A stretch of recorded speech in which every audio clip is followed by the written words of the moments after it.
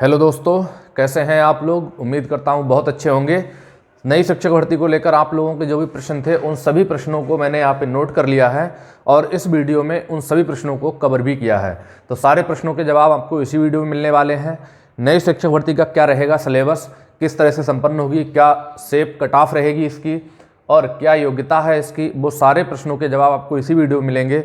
और मेरा खुद का चयन कैसे हुआ है इसमें वो भी मैं आपको बताऊंगा। पूरे वीडियो को अंत तक जरूर देखिएगा।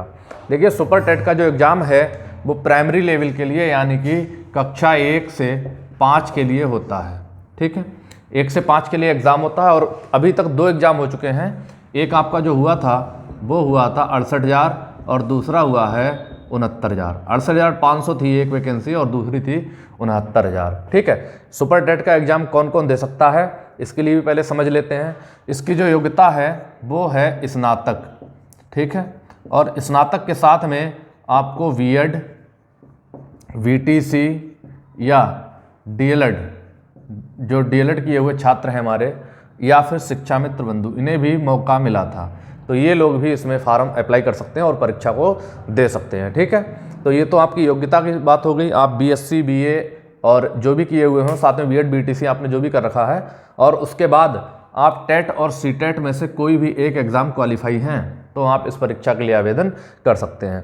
अब कुछ बच्चे पूछ रहे थे कि सर यूपी टेट वालों को ज़्यादा मौका मिलता है या सीटेट वालों को वरीयता दी जाती है, इस तरह के क्वेश्चंस थे। तो देखिए, वीडियो को आप लोग पूरा देखेंगे तो सारे सवालों के जवाब यही मिल जाएंगे। ऐसा नहीं है कि यूपी टेट वालों को वरीयता दी जाएगी या सी टेट वालों को वरीयता दी जाएगी, ऐसा कुछ नहीं होता। आप प्राइमरी लेवल का चाहे सी टेट पास कर लें चाहे यूपी टेट पास कर लें, अगर कोई भी एग्ज़ाम से आप क्वालिफाई हैं तो आप इसके लिए आवेदन कर सकते हैं। दोनों में से किसी को भी वरीयता नहीं दी जाती है, दोनों को समान वरीयता दी जाती है। अगर आप यूपी टेट पास हैं तब भी अगर आप कट ऑफ में मेरिट में फंस रहे हैं तो भी आपका चयन होगा, आपको काउंसलिंग कराने का मौका मिलेगा, नियुक्ति मिलेगी। अगर आप सीटेट पास हैं तब भी आपको काउंसलिंग कराने का मौका मिलेगा और नियुक्ति मिलेगी। दोनों में से किसी को स्पेशल वरीयता नहीं दी जाती है, दोनों को समान ही समझा जाता है। तो चाहे तो आप यूपी टेट पास हैं चाहे सीटेट पास हैं, कुछ भी पास कर लीजिए प्राइमरी लेवल का और आप एग्ज़ाम दे सकते हैं। जूनियर स्तर पर भी सुपर टेट कराया जाता है, जो अभी हाल ही में एग्ज़ाम हुआ था। ठीक है, जूनियर की बहुत अधिक वैकेंसी नहीं आती है, प्राइमरी की ही ज़्यादा वैकेंसी आती हैं, इसीलिए खास तौर से सुपर टेट जो है प्राइमरी लेवल के लिए ही होता है। ठीक है, पैटर्न क्या होता है इसे भी समझ लीजिए। परीक्षा का जो पैटर्न होता है वो होता है 150 प्रश्न होते हैं और सभी प्रश्न जो हैं ऑब्जेक्टिव होते हैं। ठीक, 150 प्रश्न होंगे, ऑब्जेक्टिव होंगे, और सबसे बड़ी खास बात है आपकी कोई भी निगेटिव मार्किंग नहीं होगी। ठीक है, no negative marking.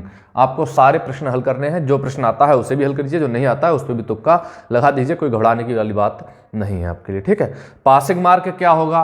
Passing mark देखिए, ओबीसी जितने भी आरक्षित वर्ग हैं, चाहे ओबीसी हो, एससी हो, एसटी हो या अन्य कोई भी आरक्षित वर्ग हो, तो उसके लिए जो है 90 क्वेश्चंस आपके सही होने चाहिए, यानी कि 60%। ठीक है, और जो सामान्य हैं अनरिजर्व्ड वाले, उनके लिए 97 क्वेश्चंस यानी कि 65%। अभी तक तो जो था 69,000 जो भर्ती हुई थी उसमें यही वाला था, आरक्षित वर्ग के लिए 60% और सामान्य वर्ग के लिए 65% था।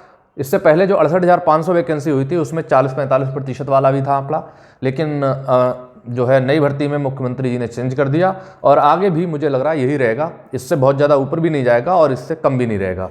तो पासिंग मार्क जो है 60 और 65 ही रहेगा आने वाली भर्ती में, और इसी के अनुसार आपको अपनी तैयारी भी करनी चाहिए। ठीक है, सेफ स्कोर क्या है, बहुत बच्चे पूछ रहे थे कि सर सेफ स्कोर क्या है। तो देखो, सेफ स्कोर भाई कुछ नहीं होता।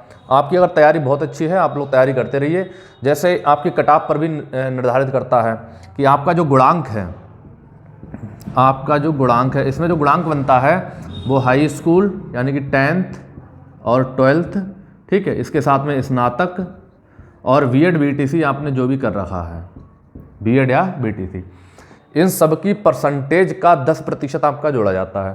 तो अगर आपका गुणांक जो है 30 के आसपास बढ़ रहा है, 30 मतलब 10% हाई स्कूल का, 10 इंटर का, 10 स्नातक का और 10 बीएड का, इन सब का जो है गुणांक जोड़ के अगर आपका 30 के आसपास बढ़ रहा है, ठीक, तो आप जो हो अगर 110 क्वेश्चन भी ले आए सुपर टेट में, ठीक है, 110 क्वेश्चन भी ले आए तब भी आपका जो है स्कोर बहुत अच्छा हो जाएगा।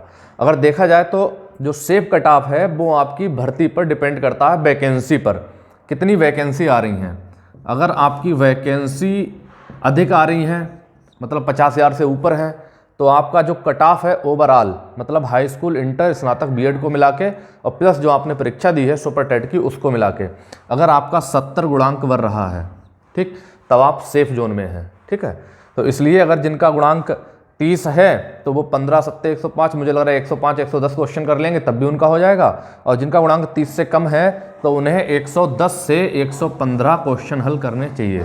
अगर वो लोग जो हैं सुपर टेट में 110 प्लस क्वेश्चन सही कर देते हैं तब भी वो सेफ जोन में रहेंगे। अगर उनका 30 से कम है, जैसे 28 है, 27 है, 26 है, इस तरीके का है, तब भी वो लोग सुपर सेफ जोन में रहेंगे। तो जिनका गुणांक 70 बन जाएगा ओवरऑल, आप लोग अपना गुणांक करके देख लीजिए कि किसका कितना बढ़ रहा है। तो अगर 70 गुणांक आपका बढ़ रहा है तो आप सेफ जोन में हैं। वैकेंसी, बाकी चीज़ें जो है वैकेंसी पे डिपेंड करती हैं। अब जैसे देख लीजिए, अभी जो वैकेंसी आने वाली थी वो 17,000 आने वाली थी। अब 17,000 वैकेंसी आएगी तब 70 थोड़ा मुश्किल रहेगा, फिर तो आपका आंकड़ा जो है 72 तक जाएगा। ठीक है, तो इसलिए अपने आप में मेहनत करिए कि आप 110 प्लस क्वेश्चन सही करके आएँ, 120 तक जाएँ, 125 तक जाएँ, लेकिन कम से कम 110 तो हमें करने ही करने हैं। ठीक है, इसके बाद हम लोग बात कर लेते हैं सब्जेक्ट्स की, इसमें सिलेबस क्या रहता है। ठीक है, तो सिलेबस में देख लीजिए क्या क्या रहेगा। सिलेबस में आपकी भाषा आती है 40 नंबर की। भाषा में क्या क्या आता है, पहले आएगी हिंदी। हिंदी भाषा जो है 20 प्रश्न आते हैं और 20 नंबर की होती है। दूसरी आती है यहाँ पे संस्कृत। संस्कृत के 10 क्वेश्चन होते हैं, 10 नंबर की होती है। तीसरी भाषा जो होती है वो होती है अंग्रेजी। ठीक है, तो अंग्रेजी के भी 10 क्वेश्चन होते हैं। ओवरऑल देखो 20 10 30 और 10 40 प्रश्न हो गए। अब 40 प्रश्नों में आपके लिए कितना भी अगर आप सेव कर लेते हैं तो हिंदी में देखिए खींचिए 20 में कम से कम 19 क्वेश्चन सही करिए। 18 से 19 क्वेश्चन आप लोग हिंदी में सही करेंगे। ठीक, संस्कृत में 10 क्वेश्चन है, कम से कम 8 या 9 क्वेश्चन यहाँ पे भी सही करिए। अंग्रेजी के 10 क्वेश्चन हैं, 7 से 8 क्वेश्चन आप यहाँ पे भी सही कर सकते हैं। ठीक है, तो अंग्रेजी के अगर आपने 7 क्वेश्चन ही सही किए, संस्कृत के हम 8 कर लेते हैं, एक और कम कर लेते हैं, अंग्रेजी हिंदी के 2 कम कर दिए, तो 18 और 8 26, 26 और 7 33। तो देखा जाए तो 40 प्रश्नों में 33 प्रश्न आपने बहुत आसानी से हल कर लिए। ठीक है, जो बच्चे थोड़ा पढ़ने में अच्छे होंगे वो 33 से ऊपर भी ले जाएंगे, हिंदी में पूरे करेंगे, 20 में 20 कर देंगे, उनका 2 क्वेश्चन और बढ़ जाएगा। कुछ संस्कृत में भी पूरे कर देंगे, या जिनका अंग्रेजी अच्छा है वो अंग्रेजी में पूरे कर देंगे। तो मुझे लग रहा है 33 से 35 क्वेश्चन तो आप इन 40 में लगभग 33 या 35 क्वेश्चन आप लोग क्लियर कर सकते हैं। ठीक है, तो ये हिंदी की बात रही।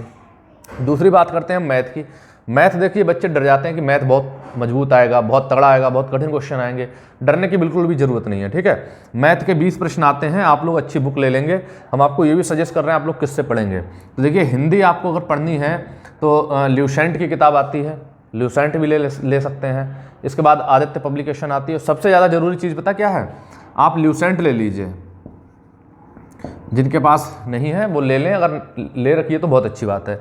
ल्यूसेंट ले लीजिए। ल्यूसेंट के बाद एक घटना चक्र आती है हिंदी की, घटना चक्र। हिंदी की घटना चक्र आती है जिसमें कई सारे प्रश्न आए हुए होते हैं। मोटी वाली घटना चक्र, पतली वाली नहीं, मोटी वाली लेना है, पूरी 1 ईयर वाली एकदम। ठीक, तो ल्यूसेंट प्लस घटना चक्र ये हिंदी के लिए पर्याप्त हो जाएगा। संस्कृत के लिए सर्वज्ञ भूषण सर की पुस्तक बहुत अच्छी है, विजयी भव और विजय पथ। विजयी भव पूरी पुस्तक है, विजय पथ में पूरा प्रैक्टिस सेट दिया हुआ है, तो आप बोल सकते हैं संस्कृत के लिए सबसे ज़्यादा बेस्ट बुक वही है आपकी। ठीक है, अंग्रेजी के लिए आप पुरानी कोई ग्रामर की बुक पढ़ी हो आपके पास, उससे भी पढ़ सकते हैं। ठीक है, और या आपके SCERT NCERT की बुक से भी पढ़ सकते हैं। और सबसे खास चीज़ ये है कि आप लोग YouTube चैनल का भी आप यहाँ पे सहारा ले सकते हैं। जैसे कि हम पढ़ा रहे हैं, आप हमसे भी पढ़ सकते हैं। अन्य कोई हमसे अच्छा पढ़ा रहा हो आप उससे भी पढ़ सकते हैं। आपको बिल्कुल घबराने की जरूरत नहीं है, जहाँ से मैटर अच्छा लगे आप वहाँ से उठा के पढ़ सकते हैं। तो आप यहाँ से 40 में से 35 क्वेश्चन यहाँ से कवर कर लेंगे।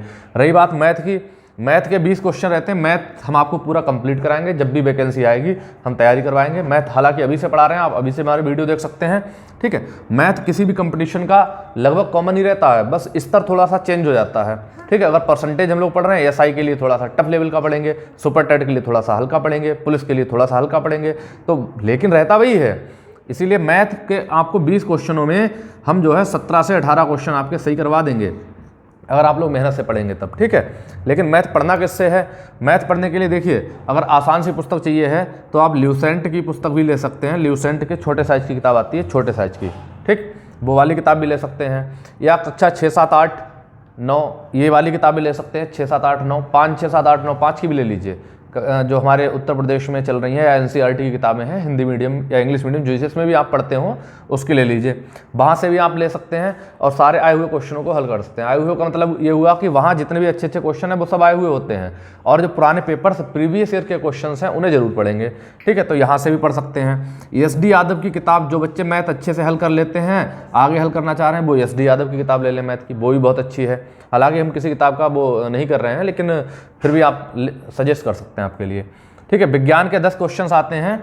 विज्ञान के 10 क्वेश्चनों के लिए आप 6, 7, 8, 9, 10 कक्षा 6, 7, 8, 9, 10 की किताबें ले लीजिए। वहाँ से जो हाईलाइट किए हुए पॉइंट्स होते हैं, इंपॉर्टेंट पॉइंट्स, वो पढ़ सकते हैं, ठीक है। इसके अलावा ल्यूसेंट की एक कॉमन बुक आती है जीएस, उसमें सारा इतिहास, भूगोल, संविधान, विज्ञान सब हो सकता है, वहाँ से विज्ञान का पोर्शन पढ़ सकते हैं।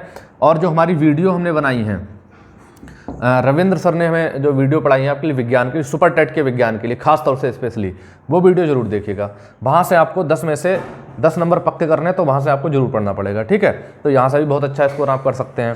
फिर आता है बाल मनोविज्ञान, शिक्षण कौशल, जीवन कौशल। ये देखिए, जो 30 नंबर का आप बाल विकास यूपी टेट में पढ़ रहे थे, वही बाल विकास यहाँ 10, 10, 10 3 हिस्सों में डिवाइड कर दिया गया है।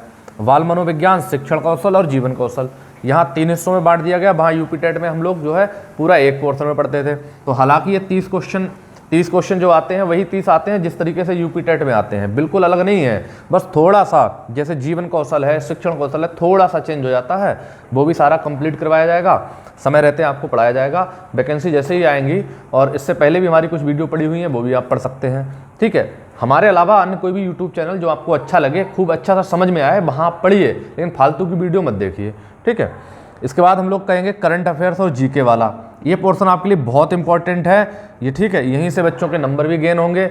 नंबर हालांकि हर सब्जेक्ट पर डिपेंड करते हैं, पर ये वाला पोर्शन अगर आपका गलत हो गया तो बहुत ज़्यादा जो है लॉस हो जाएगा। इसलिए ध्यान रखें करंट अफेयर्स और जीके को कैसे पढ़ेंगे। जीके में तो भाई सब आता है, इतिहास भी आएगा, भूगोल भी आएगा, संविधान भी आएगा, अर्थशास्त्र भी आएगा, ठीक है, सारी चीज़ें आएंगी। इसलिए इसको भी पढ़ना है तो आप कुमार गौरव सर की क्लास भी ले सकते हैं, वहाँ से भी पढ़ सकते हैं, ठीक है। और इसके अलावा आप हमारी वीडियो भी दे सकते हैं। अतुल सर पढ़ा रहे हैं, संविधान पढ़ा रहे हैं बहुत अच्छा। अभी जो है इससे पहले अनिल सर पढ़ा रहे थे, अनिल सर ने भी बहुत अच्छी वीडियो डाली थी, ठीक है। और इसके बाद जब वैकेंसी आ जाएंगी तो हम लोग कंटिन्यू पूरा सिलेबस आपको पूरा करवाएंगे। तो आप लोग हमारे चैनल को सब्सक्राइब कर लें, फ्री में आपको फ्री ऑफ कॉस्ट पूरा सिलेबस पढ़ाया जाएगा। अब बात करते हैं हम लोग करंट अफेयर्स की। करंट अफेयर्स आपको लिए पढ़नी है, किस तरह से पढ़नी है ये समझ लीजिए। जैसे आपका कोई भी एग्ज़ाम 27 अप्रैल को होता है, ठीक है, हम फॉर एग्जाम्पल बता रहे हैं कि आपका एग्ज़ाम जो 27 अप्रैल को हो रहा है, तो आप अप्रैल को छोड़ दीजिए, अप्रैल की करंट अफेयर्स बिल्कुल नहीं पढ़ेंगे। अप्रैल से पहले मार्च, और मार्च से बैक में कम से कम 6 या 7 महीने की करंट अफेयर्स टोटल पढ़नी है आपके लिए, ठीक है। अप्रैल को छोड़ दीजिए, अप्रैल से पीछे मार्च से पीछे चले जाइए, 6 या 7 महीने की करंट अफेयर्स आपको टोटल पढ़नी है। और उससे पीछे चले जाएंगे, उससे पीछे 1 वर्ष की, उससे पीछे 1 वर्ष, 6-7 महीने की टोटल पढ़नी है। और 1 वर्ष के मोस्ट इंपॉर्टेंट पॉइंट्स ही पढ़ने हैं, पिछले 1 वर्ष के, मतलब कंटिन्यू 6 महीने पीछे जाइए टोटल पढ़ना है, उससे 1 वर्ष पीछे जाइए तो मोस्ट इंपॉर्टेंट पॉइंट्स पढ़ने हैं। कुल मिला के आपको 18 से 20 महीने की करंट अफेयर्स पढ़नी है, ठीक है। तो करंट अफेयर्स पढ़नी कब है ये भी समझ लीजिए। करंट अफेयर्स अभी नहीं पढ़नी है, अभी आप अन्य टॉपिक्स अपने क्लियर करिए, जो जनरल टॉपिक्स होते हैं उन्हें। करंट अफेयर्स तो जब वैकेंसी आ जाएगी तब आपको पढ़नी है, बिल्कुल जब वैकेंसी आ जाए, विज्ञापन आ जाए तब पढ़ना है। क्योंकि अगर अभी से आप करंट अफेयर्स में लग गए, मान लीजिए 6 महीने वैकेंसी नहीं आई, तो 6 महीने आपका करंट अफेयर्स बेकार हो गया, ठीक है। इसलिए करंट अफेयर्स अभी नहीं पढ़ना है। फिर भी अगर बुक की बात करें तो आपके लिए एक स्पीडी पब्लिकेशंस आती है, स्पीडी पब्लिकेशंस, ठीक है। स्पीडी की भी 2 आती हैं, एक स्पीडी पब्लिकेशंस, एक स्पीडी प्रकाशन। तो पब्लिकेशंस वाली स्पीडी आपको ले लेनी है, वहाँ 1 लाइनर और सारे आपके सुपरटेट में जैसे टॉपिक वाइज आता है कि मंदिर हैं, ठीक है, और पर्वत हैं, नदियाँ हैं, ठीक, ऐसे मुख्यमंत्री हैं, राज्यपाल हैं, सूचकांक हैं, ठीक है, और बहुत सारे पुरस्कार हैं, ठीक है, खेल जगत से संबंधित है। इस तरीके से सारे टॉपिक वाइज दिए हुए होते हैं, तो स्पीडी से भी आप लोग पढ़ सकते हैं, ठीक। इसके अलावा जब परीक्षा नज़दीक आ जाएगी तब हम आपको करंट अफेयर्स कुछ इंपॉर्टेंट पढ़ा दी जाएगी, सर हमारे पढ़ाएंगे, ठीक है, अतुल सर पढ़ाएंगे, और कुछ चीज़ें जो है नोट्स करके दे दी जाएंगी, नोट्स के तौर पे आपको पीडीएफ बना के, वो सारी चीज़ें पढ़ लेना, बस वहीं से क्वेश्चन आपके फंस जाएंगे, बिल्कुल अलग नहीं जाएगा, ठीक। मैंने जब पेपर दिया था तो मैं तो डेली करंट अफेयर्स इसी तरह से नोट करता था, और लास्ट टाइम उन्हें रिवीजन कर लिया, सारा उसी में से फंस गया।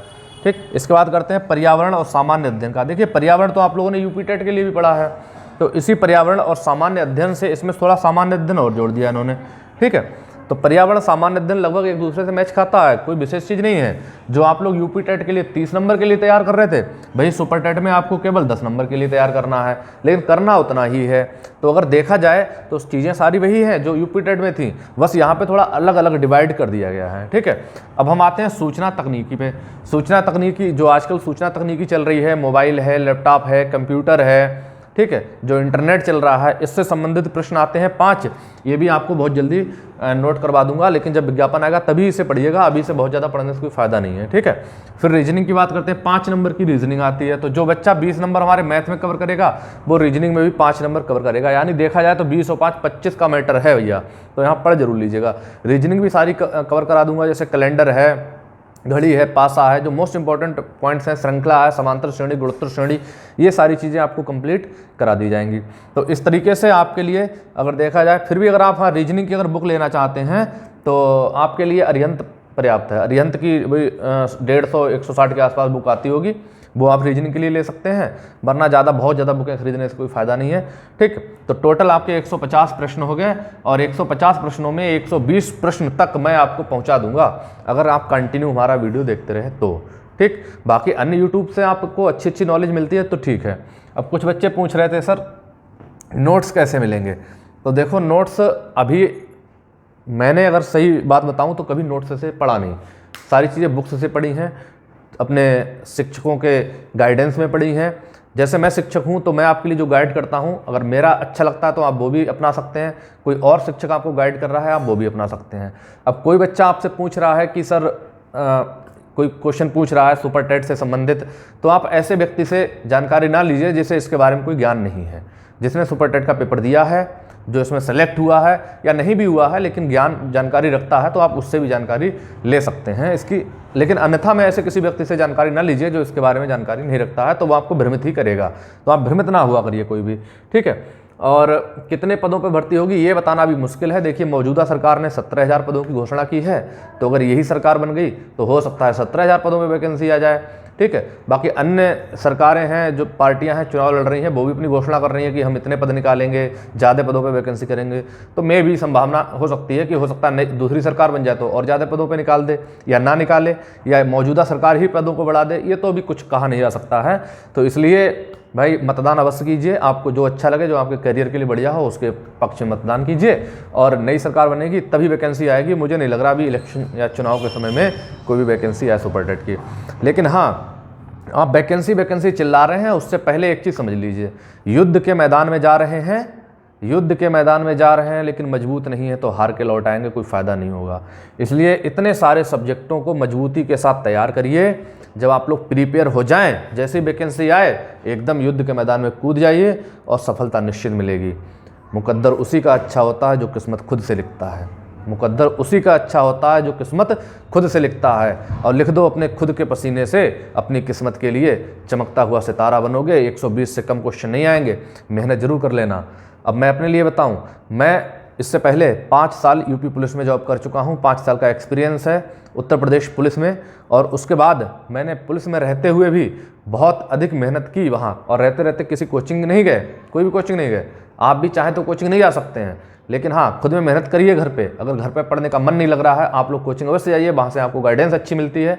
ठीक है, उसके बाद आप यूट्यूब से भी पढ़ सकते हैं। तो मैंने भी वहाँ पे वही किया, यूट्यूब से पढ़ के सारी चीज़ें नोट करते रहे, खुद में नोट्स बनाए और मेहनत करते चले गए, सफलता मिल गई। ठीक है, ड्यूटी भी करते थे, उसके बावजूद भी पढ़ाई भी करते थे। ठीक है, आप लोग कम से कम 8 से 10 घंटा अवश्य पढ़िए, और बहुत अच्छे स्कोर के साथ सफल भी हुए, और आज बेसिक शिक्षा विभाग में 69,000 पद पर चयनित होकर आराम से विद्यालय में पढ़ा रहे हैं। तो आप लोग भी विद्यालय में पढ़ाइए, और कोशिश करिए कि अच्छी बुक्स से ही पढ़ें। बहुत ज़्यादा नोट्स के चक्कर में ना रहिए। कोई भी आपको नोट्स बेच रहा होगा, अरे वो खुद ही नहीं पास हुआ होगा तो नोट्स क्या बेचेगा। ठीक है, तो ऐसे नोट्स मत लीजिए, ठीक है, जिनसे कोई मतलब नहीं है। हाँ, जब परीक्षा नज़दीक आएगी, विज्ञापन आएगा, समय रहेगा, तो मैं खुद आपको अच्छे नोट्स बना के आपको यूट्यूब पे प्रोवाइड कराता रहूँगा निःशुल्क। कोई भी आपसे इसके लिए शुल्क नहीं लूँगा। ठीक है, बाकी और जो भी जानकारी आती है हम आपके लिए देते हैं। मिलते हैं नेक्स्ट वीडियो में। जय हिंद दोस्तों।